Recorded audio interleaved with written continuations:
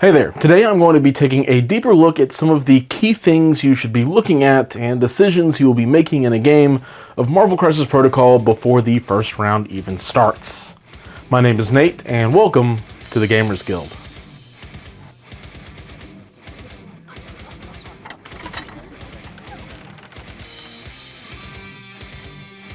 So in order of the pre-game setup, I'm going to be going over the things that I find to be helpful when evaluating what my opponent is up to. And to be honest, especially once you know your own list pretty well and what you're going to be doing, this sequence of events really only takes a minute, maybe two, and can really help improve that pre-game round zero game plan that's going on. But before I get into all that, I do want to go ahead and give a couple of shout-outs to the guild sponsors, Tritex Games based in the EU, and War Room Hobbies based here in Tennessee. Both are great local gaming stores that have game nights at their stores or supporting their local communities with events and all that kind of stuff. So if you're shopping online anyways, please consider using them as an option to support an LGS instead of a big warehouse company. And to help beat those prices, I have some codes that will save you even more off of their already discounted prices.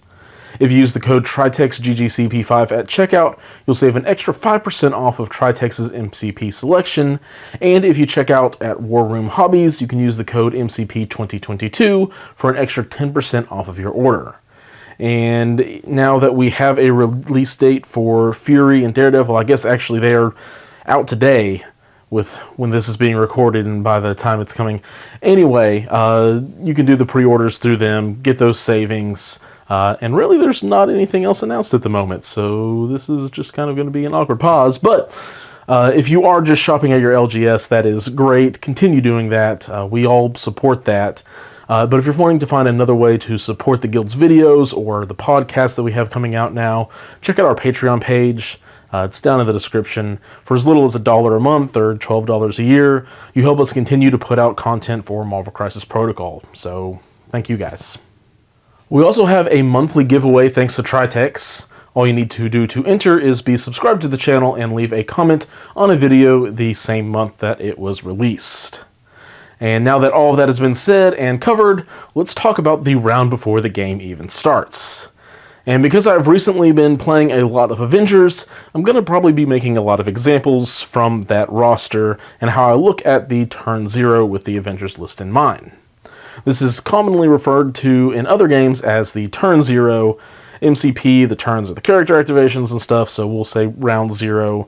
If there's any confusion, this is before really anything else happens in a game, which is uniquely important for Marvel Crisis Protocol as you get to build your list at this time. But before you start to even do that, you first get to pick the mission you're going to be playing. So after you determine who has priority, you should start looking at the other player's list. Now, if you lose priority, you'll end up with only a couple of options. The first big one is the point total. You want to make sure that you pick a threat total that first and foremost works for you and what you want to be able to do with your list. For example, I wanted to make sure that whenever I got an extract objective that only has one token, like the Senator or Kree Corps, that I have access to either Dr. Voodoo or Black Cat, if not both of them. This is because they both have ways of effectively stealing the extract from my opponent, which is still handy on something like Cosmic Cubes when there are 5 floating around, but not nearly as impactful because when there's only one way to score half of the mission, it becomes a little bit more important in my opinion. So when you're picking your point total, make sure it'll fit what you want to do. If you can pretty easily go with either point total, then take a moment to observe what your opponent has options as. Right now, it's pretty popular to have one main affiliation your list is built around, but then also have a splash affiliation that can do certain objectives or point totals really well that the other affiliation can't. A good example of this would be a control-focused squad like the Web Warriors being paired with the very aggressive Black Order. So, on an objective like Gamma Shelters or Research Station that has lots of points focused close to each other, the Black Order will shine with their attrition and ability to kill stuff, while the Web Warriors preferred spread out objectives that they can pull enemies off of while also not getting bogged down in a fight. So consider which of your opponent's affiliations like the different point totals. Probably, again, the easiest example of this is the Black Order that loves 16 threat. At this point total, they get to bring Thanos with a couple of gems, and Corvus with a reality gem, and his wife Proxima. The perfect killing team.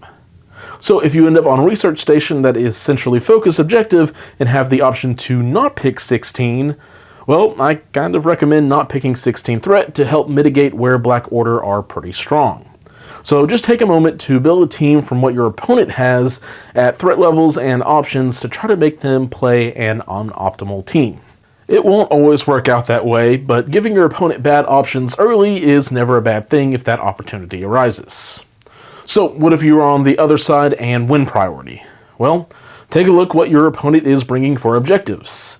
And if you have 2 out of the 3 options that are the same, I think it's pretty easy to just give them that set. For example, I had 1 priority in a game and my opponent had 2 out of the 3 same secures as me and only 1 out of the same of the extracts. Now granted, if I had managed to get that 1 different secure that my opponent didn't, it would have put him in a pretty bad spot. But instead of risking that, I went with the extracts because I was more likely to get something that my opponent doesn't necessarily want to see, or at the very least doesn't have a strong game plan built around. Now, if all of your extracts and all of your secures are different, well, this is where it helps to know how other teams and affiliations play. Criminal Syndicate, just for example, has an extreme advantage on the traditional contesting secure objectives. So, if you have a pay-to-flip objective set like Deadly Meteors, Mutant Madman, and so on, you're probably better off choosing from your secures to try and put the CS player on the back foot. Granted, they also have some nasty extract options in their arsenal, so know what your team is going to be better at.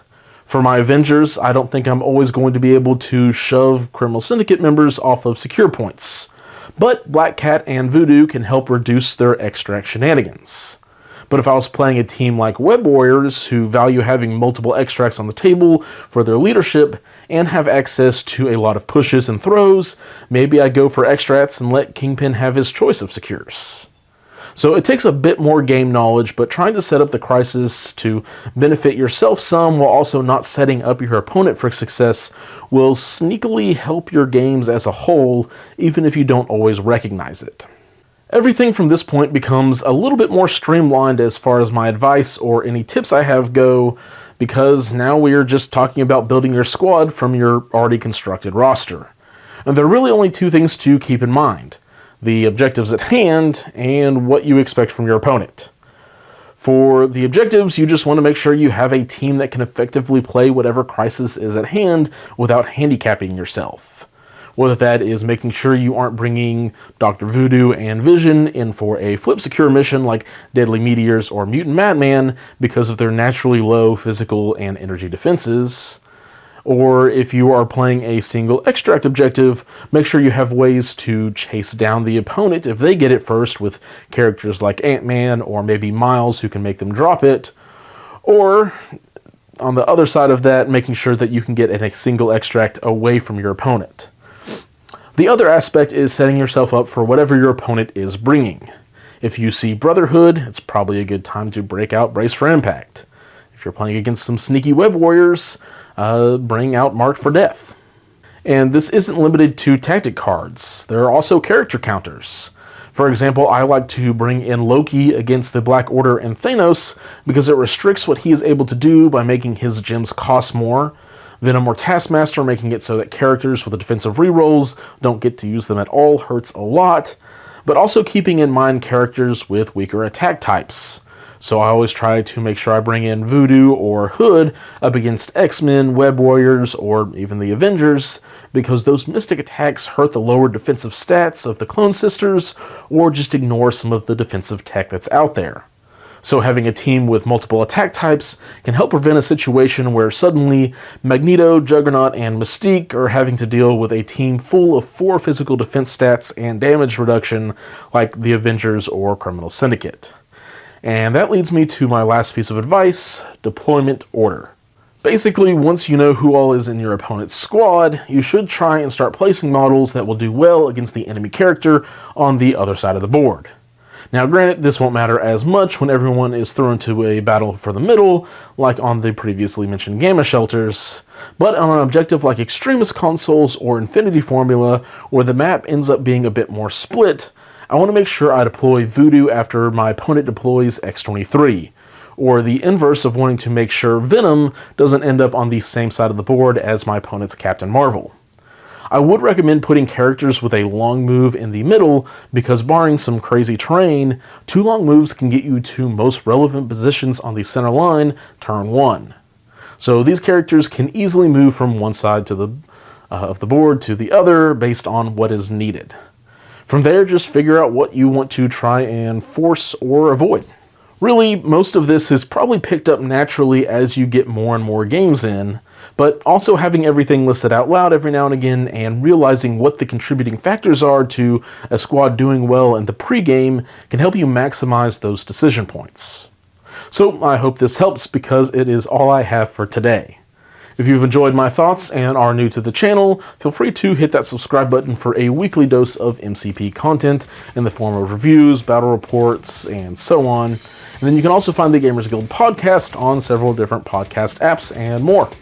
Thank you all for watching, and until next time, keep on gaming.